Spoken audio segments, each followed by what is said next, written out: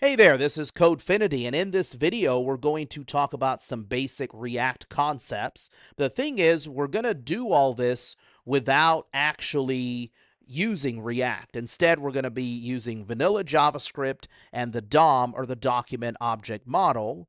And in doing so, we're going to learn a little bit more about under the hood and behind the scenes what React is doing. And we're also going to quickly discover towards the end of this video basically why we would want to use React instead of trying to do all this stuff manually. Now, a couple of things before we get started. In the description for this video, you'll find this Vite template repo that I'll be using to write this code in case you want to follow along. And if you're watching this and you're in my college class, you'll want to use the GitHub Classroom to get your template repo set up. And the other thing you'll find in here is the corresponding written lesson that goes along with this video. And you might want to follow along with that as you're watching this. And if you're in my college course, you better be reading that and following along. All right, so this is a Vite template repo. I'm going to go ahead and open this up here in VS Code. I've actually already got it opened up, but I'll say code space dot, and that'll open up VS Code right here in this directory. And when we do that, this is what we see in our template repo. We've got this .vs code directory here. It's got some recommended extensions and things. So if you open this up and you see a little window in the bottom right that says, hey, you might want to install these extensions, you might want to install these extensions. If you're already in my college course, you already have all the extensions. Here's some custom settings that we will be using in this repo. It just does some fun stuff like automatically helps you save and format the code, takes care of some of those types of tedious details.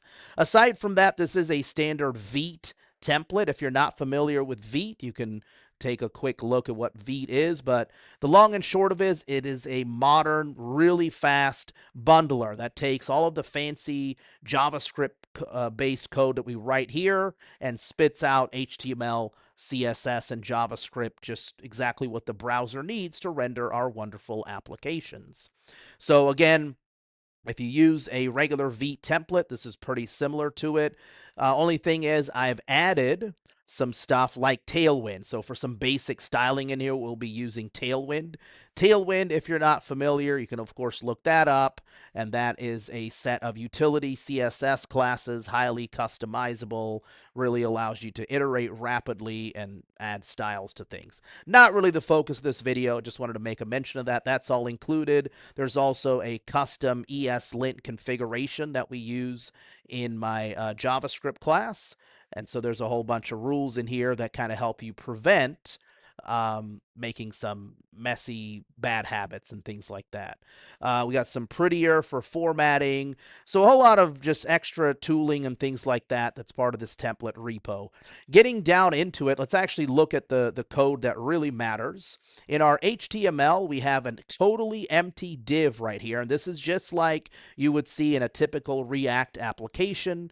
You'll have a place for the React code to actually render inside of a div with the ID of app. And then we are connecting our HTML to our JavaScript. We're using modern ECMAScript modules. So we use that type equals module, and it's connected to our JavaScript file. If we click on that, our JavaScript is bringing in our style sheet, and we're allowed to do that because this is Vite. We can bring CSS directly into the JavaScript. And as far as the style sheet itself, it's nothing. It's just bringing in Tailwind so we can use it. We're not going to do anything else in the CSS file. And then right here, this is just a quick demonstration. Actually, I started this up earlier.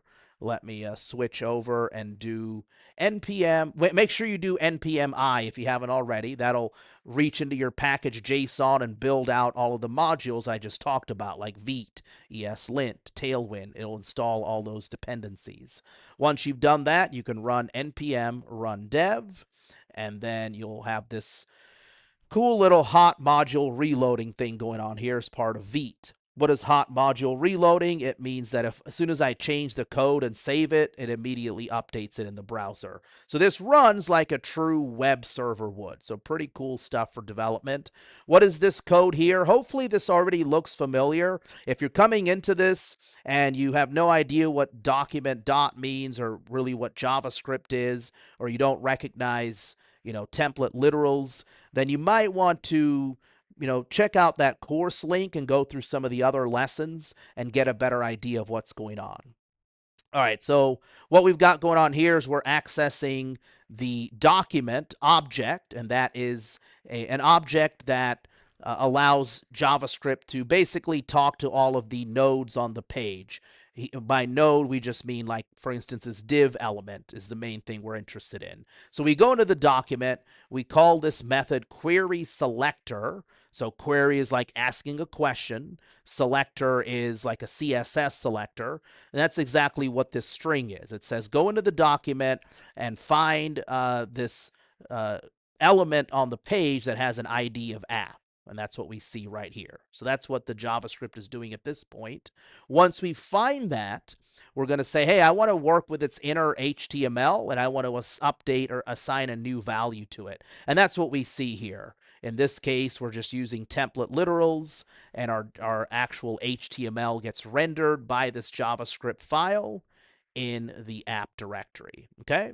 So again, to be clear, there's no actual HTML on the page when we start this application. Everything we're doing, just like it would be in React, is dynamically rendered from the JavaScript. So that's one of the features of React, and we're replicating that here. So that gives you a high-level overview. Again, we're using Tailwind classes in here. I can switch this out to do different stuff and make it really big, whatever I want. All right, so with that out of the way, let's actually get into it and start creating some components, because React is all about creating components and rendering those components. So to do that, I'll come back in here, go into the src directory. I'm going to create a new folder called components.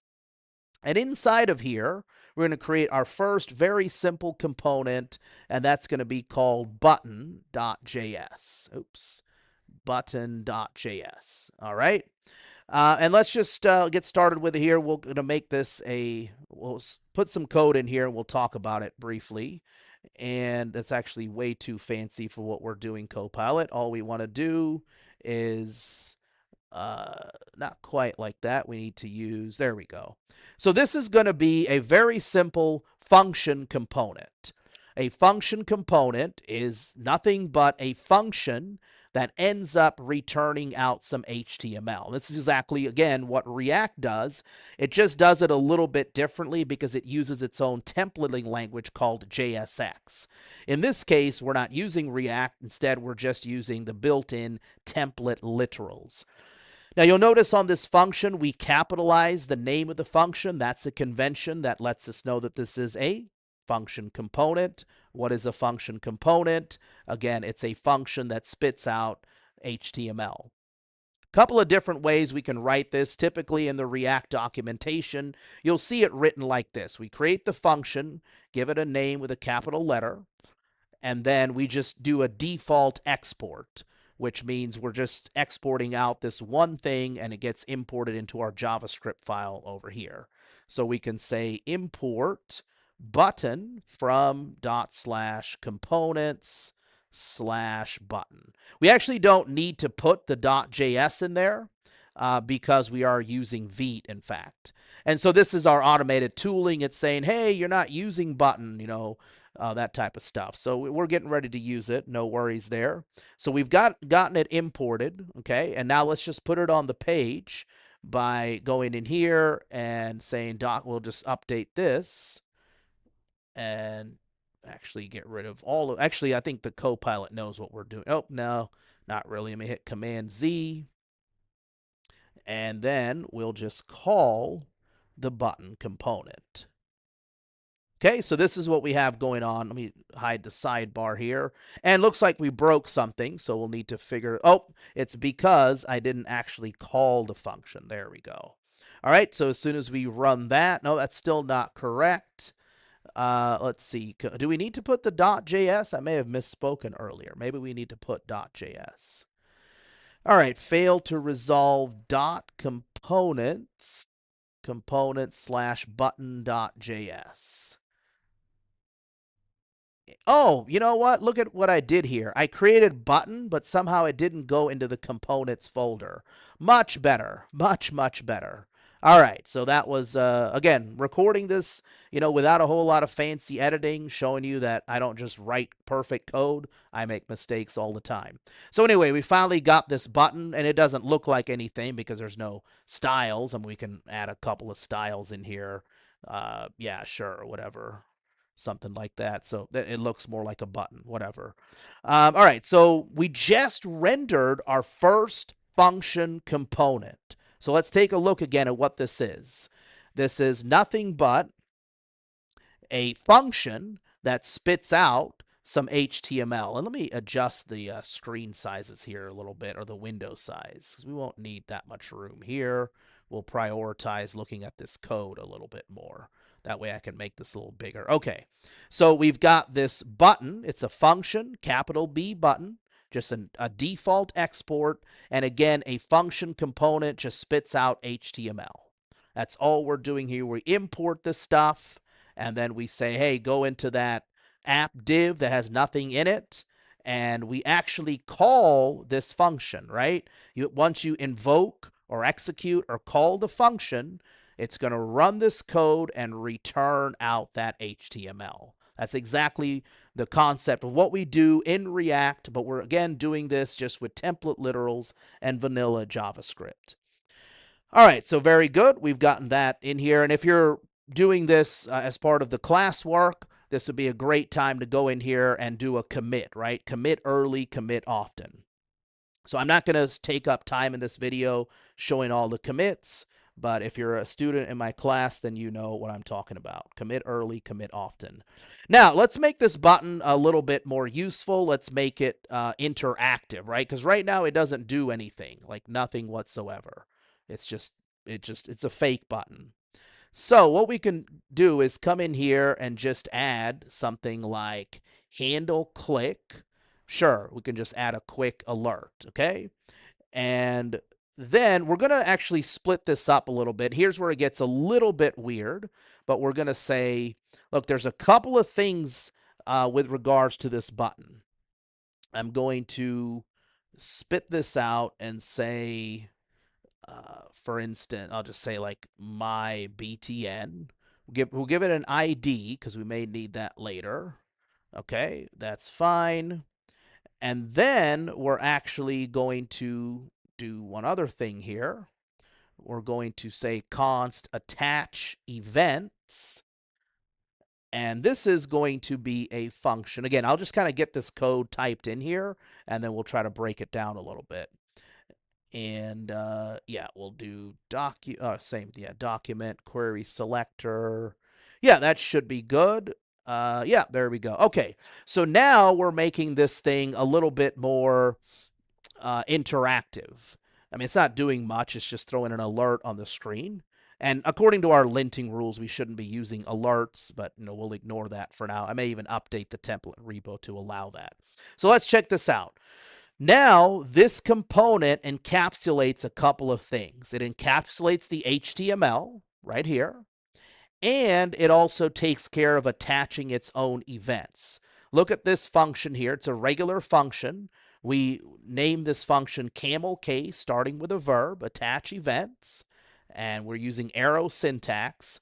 And all it does, it doesn't return anything, but it says go into the document and find the thing with my button. Notice the ID tag we put on there? And we're going to add an event listener, a click event, and handle click. So add event listener. So again, we're putting our component is taking care of two things here. It's taking care of the actual HTML. And once that's on the page, we're going to end up calling this attach events so we can attach the events there. So our component, is a little bit more complex now, and I guess you could say it's, interactive, kind of. So let's go ahead and update our main JS now, and let's go over here, and we've already imported our button, so now we've got to do something a little bit different here. We'll say const button equals button, and so again, looking back here, what are we returning? We're returning an object with HTML and attach events. Matter of fact, if I just come in here and console log button, just the button, that's exactly what we'll see. Let me jump back over here. I'm going to open up the dev tools and take a look at the console. And we can see it right there. It's an object and it's got attach events and HTML.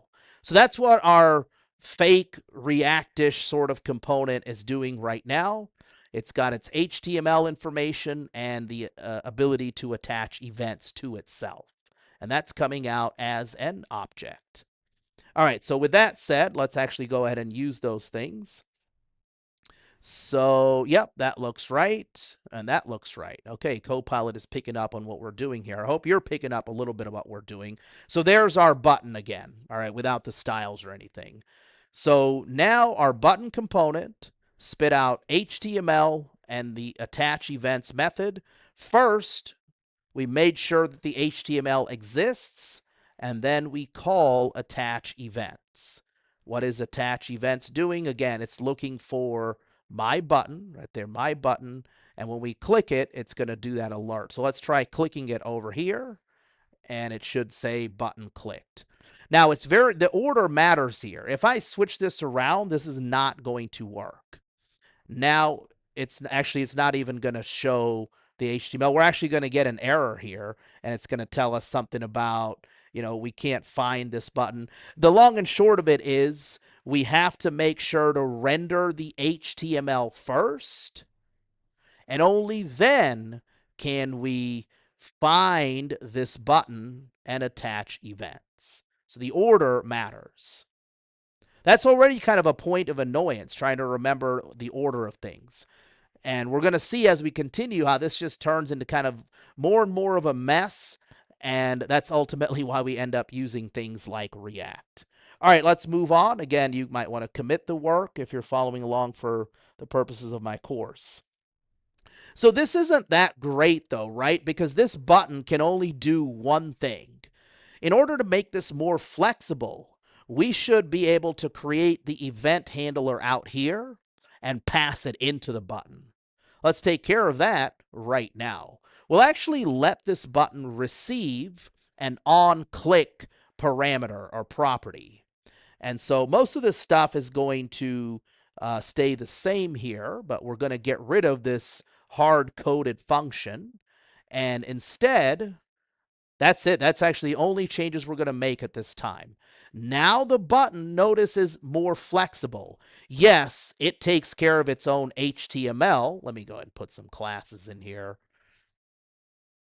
We'll just say, I should have kept the other one. Yeah, there we go. Figured Copilot will fit something in there. There we go. All right, so now the button is a little bit more improved because it'll still take care of its HTML, but instead of having a hard-coded function, it's going to say, hey, you just tell me what you want me to do. I'm going to hang out here. You pass me an on-click event, and I will go ahead and use whatever you tell me to do. And whenever you click on the button, I will respond in kind. So let's go over here now to the main.js. And what we'll want to do on this part is just update what we're, basically make up our own click handler. So if we're back here in main.js, oops, yeah, back here, we've got the import. This all stays the same here. And the only thing we'll do now is just create our handle click in here.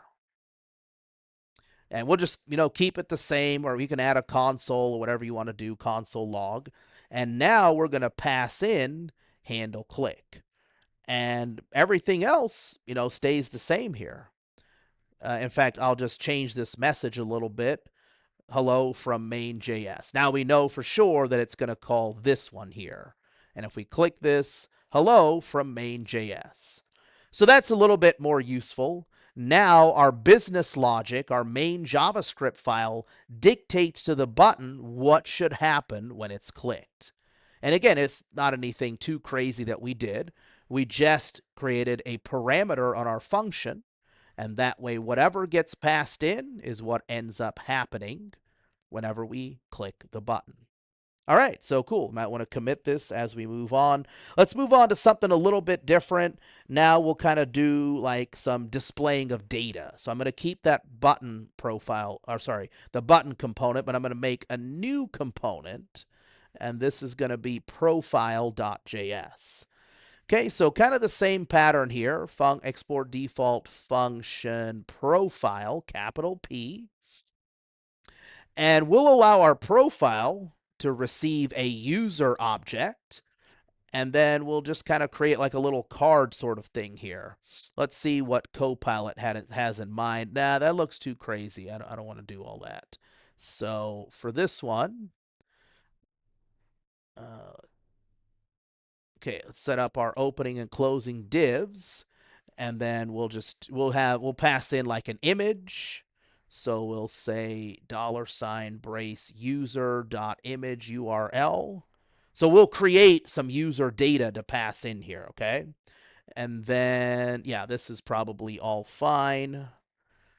Okay, so we're going to be displaying an image for our user. And then we'll create a class with the username. Sorry, not class, I meant H2. And then some sort of like user bio thing. So let's do that here. Yeah, we'll accept whatever styles it wants to generate.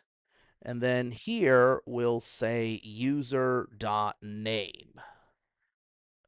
Okay. And to make this a little bit more semantic, instead of a div, we can use a section because we have a nice little header and stuff there. All right, so check this out. We've set up a component, and it is expecting to receive a user object, and it's going to look for an image, the user's name. It's going to have the H2. Oh, sorry, this should be bio. We don't need to keep saying that. We'll put like a little bio in the user object. So we're set up with this cool little component. It's not being used yet, but it is set up to receive a user, and it'll just generate the HTML for us with an image, name, and bio. Okay, so now let's go back into our main.js. We will import this profile component. There we go. And let's create, yeah, that works, what it was starting to do there. I'm going to get rid of this button now. We're not working with the button anymore.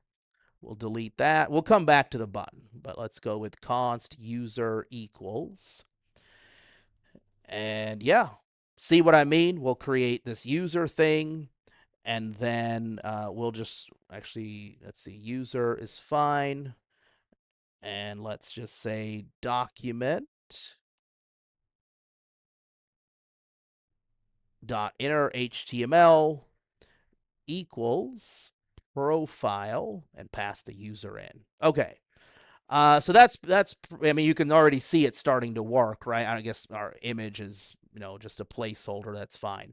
So here is our data, okay, that we might fetch from some database or something if we were being more fancy here. It's nothing but a simple object. Just name, bio, image, URL. What are we doing? We are calling our function component. Right, there's the parentheses, and we pass in our user. That user ends up coming in here. And just to make this a little bit different, since this is kind of like a hard configuration constant, we'll kind of use the screaming snake case here. Okay, so there's our user. We're passing that in. That comes into our function right there, and then we see all the details being rendered. The image, the user name, the user bio. If I switch this out here to John Smith and save that, we can see it updates all of that stuff. So this is our data. We feed it into our profile component, comes in here, and from there it's just HTML and kind of like fill in the blank from our object. All right, so there is basically how we can display data. Let's look at something else we might want to do in React, and that is conditional rendering. Conditional rendering. Let's create a new component. This one will be called greeting.js, and we'll say export default function. Not quite that. Default function greeting. And this time we're going to pass in like a true false, like is logged in. And check this component out. This is going to be conditional rendering. We're going to say if is logged in, if we are logged in, then we're going to return welcome back, for instance. Otherwise, we're going to say like please sign in or please sign up. Okay, let's get that. Let me put some spaces in here. All right, so oops, not logged in. What the heck, logged in? Fix that here. There we go. All right. So again, we have a relatively simple component. It's a function component. It's set up to receive a parameter. If we're logged in, we return this message. Otherwise, we return like message HTML. Either way, it's still a function component and it's still returning HTML, but this is conditional rendering. Depending on this data that we'll pass in, it's going to render one of two things. So let's try this. I mean, hopefully, I mean, actually, I'm not going to bother rendering this.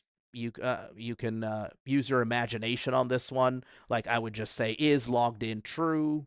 All right, fine. I guess since it's pretty simple to do, I'll get rid of the user component. And now we'll say const is logged in true. And then we'll go and import the greeting.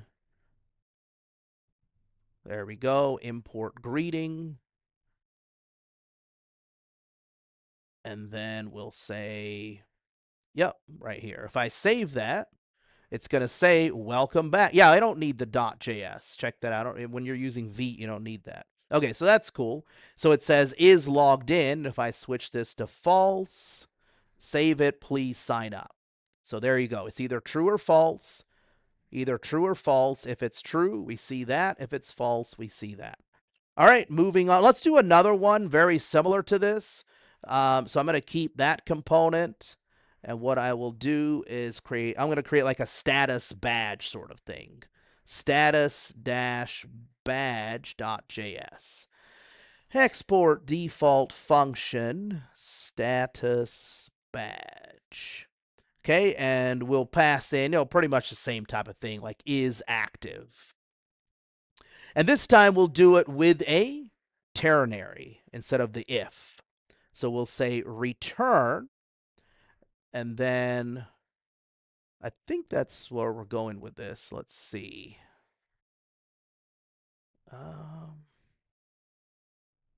Yeah, I'm not. I guess it's. Let me try to reformat this a little bit better. Okay, so there's our span, and there's our. No, this isn't right.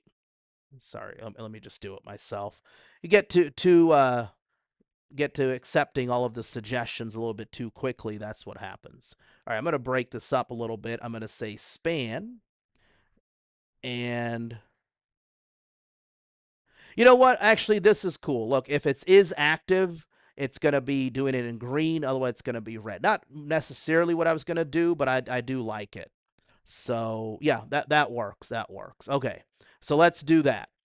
And now let's come back into main. And we'll switch this to is active. And we'll do the status badge. Oops, not greeting plus status badge. And will it import this for me? It won't, not because this isn't TypeScript, so it's not going to be smart enough to pick that up. So I have to do, there we go. What the heck? Not dot view? What the, man, this thing. Careful with these things. Status badge. All right. And there we go. You're inactive. And let me switch this to true. And now it's going to be in green, right? So this is true or false. We call status badge. Here it is, true or false. And we're just using some ternaries in here.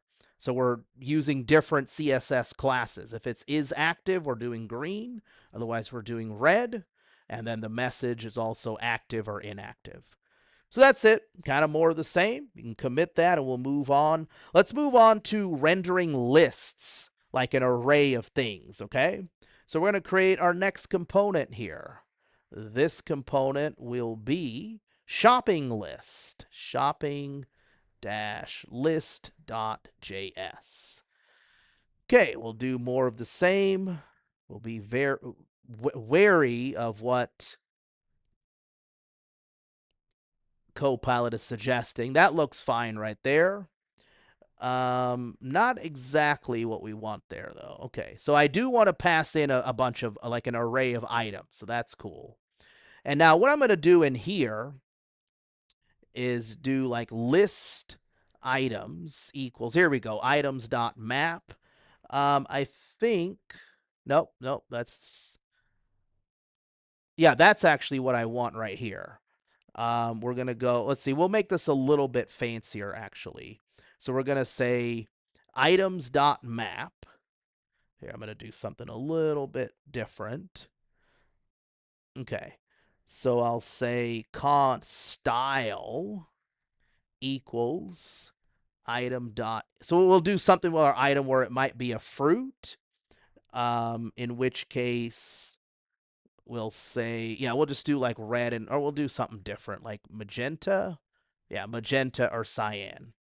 And then, yeah, we'll do item. I'm going to call it title instead of name. Okay, item dot title. All right, so there's our list items, and we want to make sure we pass dot join in here. We'll talk about why we need that momentarily. And now this looks pretty good.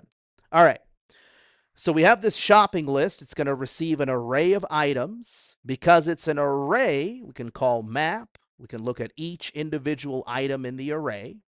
And then we can set up our sort of our style here, kind of the same thing we already did. If it is fruit, then we'll make it magenta, otherwise it'll be cyan. So notice what this is doing. It's just actually going through the items and mapping over it to create our list items. And so these list items just end up going in here. And so that way it'll get spit out. So this is going to be the list item HTML, and it's going to be inside of an unordered list with some classes. So now let's go to our main.js. Kind of the same thing. Import shopping list. So that's pretty cool. Get rid of some of this stuff here. And let's create like a list of products or whatever. So we'll say products. And yeah, just title and is fruit or not. That's all we really need for this. And there we go. Okay, save that, and there's our list. See that? If it's is fruit, it's not really looking like magenta. Maybe I have the wrong Tailwind class or something in there. But the point is still the same. Here's our array. Every item in here has a title and is fruit. We're passing that into the shopping list. We take a look at the shopping list, and here we go. You receive those items, and then we map over the items looking at each item. And then we say, hey, is it a fruit? We want to do this style, otherwise this style. And then we take the title and put it in a list item, and the component ends up wrapping all that in a UL. That's it. So let me do like a split screen here. I guess we can do like split and move down. Right? So there you go. Here's our products. Pass that in here. That ends up coming in here as items. We map over it, do some styling, generate our list items. Now, what happens if you don't include join? Let's delete that and see what happens. See, it kind of tries to render this as an array with all of those commas in there. So we actually have to put the join in here, and that will take our array and turn it into a string so that we actually don't get those weird array commas or anything. So that's it. Hopefully that one helped. This is kind of a pain having to put join in there. With true React and JSX, we don't need to worry about all that. It gets taken care of for us. All right, so we're moving right along here. Let's talk about state. So whenever we do something in our application, like click a button or change something, we want to reflect that change in the DOM. We want our UI to update. That's really the main job of React, isn't it? So let's create our next component. This one is going to be like a button counter type of thing, okay? So I'm going to go in here to components, new file, and we'll say counter button.js, export default function, counter button. Okay, so same type of thing. We're going to set up a couple of things in here. And in this counter button, we're going to pass in the current count so it can be displayed. And so from here, it's pretty straightforward. We're going to say return. This will be, yeah, something like that should work just fine. So the point is, all this button is going to do is display how many times it's actually been rendered. So see, right there's an ID of counter button, and it's all it's going to do. Now you may be wondering, what about the handle click? Well, we'll get to that. The thing is, this is where it starts to get weird and where we really need to actually use real React. Because in order for, see, the button itself, it cannot keep track of the state of the app. It can only receive that information as a prop from the business logic. In terms of who's been clicked how many times, that's got to happen up here. We're not going to have the button keeping track of its own thing. So let's go ahead and just get this set up here. We'll say import. I mean, we could let it keep track of its own thing, but what we'll end up seeing is that, well, how do we create multiple buttons? If we only have one button and that's it, then we might be able to get away with just having a handle click and just have it keep track of its own counter. But we're going to see, well, how can we do this with multiple buttons, and it's going to get kind of crazy. So, all right, so we're going to import the counter button there, and we're going to keep all this logic over here. So we're going to say let count equals 0. And now we'll say const handle click.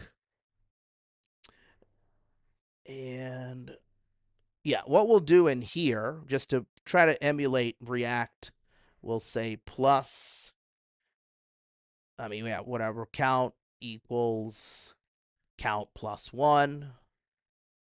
Or you can write it with the plus plus if you want, whatever it is. Okay.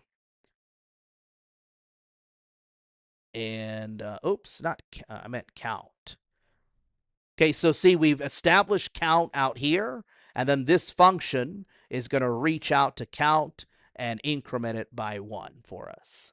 And we're going to create a special render function. And the reason we're doing that is because this is a little bit closer to what React is doing. It's going to re-render the application in response to a change in state. So now, so this is why it starts to get pretty messy. So now we've got to do something like, yeah, we want to do that. That's actually right. And then we'll call render down here. So we'll see that this is working. And we can see that we're getting that updated. But it's already getting weird and hard, a little bit hard to reason about. So let's take a step back. What we've established is that we're keeping track of the state of our application here at the main level. Because again, components comprise part of a larger application. Again, in the simplest sense, we could probably get away with having this one button keep track of its own count, no problem. But that's not really the point of components. We want to have multiple buttons and shopping carts and all kinds of stuff. Compose all of these different components. So they cannot each be keeping track of their own state. There's got to be a centralized main area that's keeping track of the state and then just feeding it to the individual components. So what we're doing here is, again, what we already did. We render the counter button. It starts off with a 0. And then remember that we added an ID to the button. This is also a pain to keep track of all these IDs if we have multiple buttons. But let's keep going with this. We keep track of that ID, and whenever it's clicked, we call this function here, which connects back to the state. And whenever that state updates, we trigger a render. That right there is the essence of React. Whenever the state of the application is updated, we re-render the components that rely on that state. That's what we're trying to emulate here. So we have this render method, or render function rather. The render function is called whenever state is updated. Whew. All right, well, we're about done here. The next thing to do is the situation where we start. I mean, you can already see this is starting to get a little unwieldy, because what if we need to have multiple buttons now? Okay, we need to have, multiple buttons. So we have to do a couple of things in here. First of all, with our button counter, we need a way to uniquely identify each button. Okay, so I gotta now pass in an ID and the current count. See what we're doing here? We're going to say, well, I'm going to say like, make this like counter dash ID, something like that. Okay. So we pass in the ID and we're going to say counter dash ID. And already this is breaking, right? Because it's no longer counter, whatever the ID was before. We have to pass in a unique ID. That's the only change we have to do for our component. But what about out here? Okay, this is fine. Now we start to get a little bit crazy. We're going to need to create like another function, kind of like an app function. So I'm going to start making some updates in here, and we'll kind of see where this goes here. So now I'm going to create down here, I'm going to say const. Well, really, this should be its own sort of component here, but just for simplicity's sake, I'm going to throw the component down in here in the main file. Okay, so I'm going to say return, do the backticks, and we're going to make this like a div, and then say, give this like its own little heading. And we'll say in here, counters that update together. Okay, we're going to try to make these update together. All right. So again, we're just writing some HTML and some styles in here. This is Copilot's getting in the way a little bit. So I'm just going to go with divs right here. We'll say container -1. Okay. And we'll say container -2. For instance, we'll have those two containers. All right. Oh, we need to spell return correctly. There we go. So again, this really would need to be like its own component. I'm just dumping this in here instead of having to create a new file and everything. And we're going to see pretty quickly this is just not getting very practical anyway. But now we got to update our render function. Go ahead and put this down here.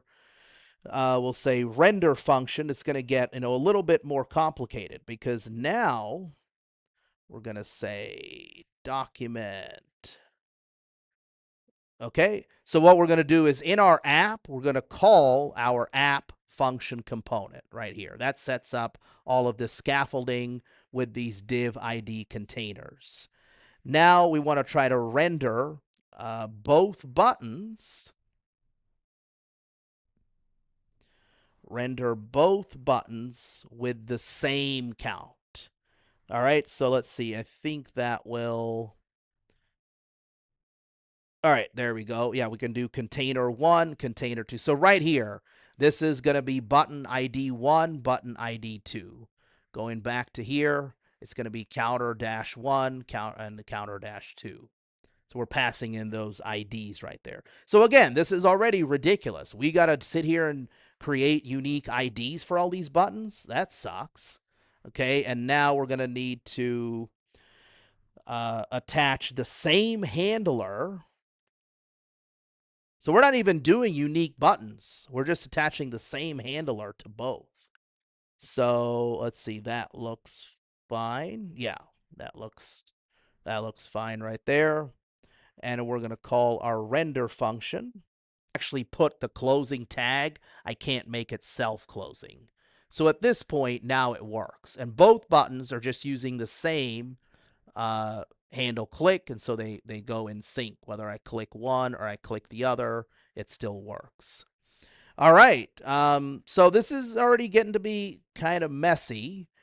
And just to kind of close this out, it's just generally absurd. Like every single render, you got to clear and rebuild this entire. See, every time we call render, what's happening? We're going through all these steps again, re-render app, and then do this and enter HTML. Matter of fact, it's not even really performant because we're re-rendering the entire app, every single time. We have to manually inject all of the HTML per ID container. We got to hunt down everything, like I said, with the IDs. We got to reattach every single event listener. And this is only with 2 buttons. What if we had 10 buttons or 50 buttons? And on top of that, what if we needed the buttons, to act independently and do different things? So to put it lightly, this sucks. Like, this is why React actually exists. ID hell. We're constantly generating counter 1, counter 2, container 1, container 2. Event listener nightmare. Every render, we rebuild everything from scratch over and over and over again. Sucks. This, and then the template literals themselves are getting kind of unwieldy with the backticks and having to format this, that, and the other thing. It doesn't scale. Like, we're emulating some of the React patterns, but it really doesn't scale at all. Like, this is just not practical. So hopefully, in conclusion, because this is actually downright annoying at this point, I'm not going to go any further with this code. At the very least, hopefully by doing this, you have a little bit better understanding of what is a function component. It's a function that returns out HTML, how we can control and render our function components and pass in props to make them work in certain ways, including passing in an event handler, unique counts, or rendering lists, all of that sort of thing. So this gives us a little bit of an insight into things we're going to be doing in React. But when you actually get into React, it's simply a lot easier and cleaner than doing things with the document object in an imperative fashion. This is terrible.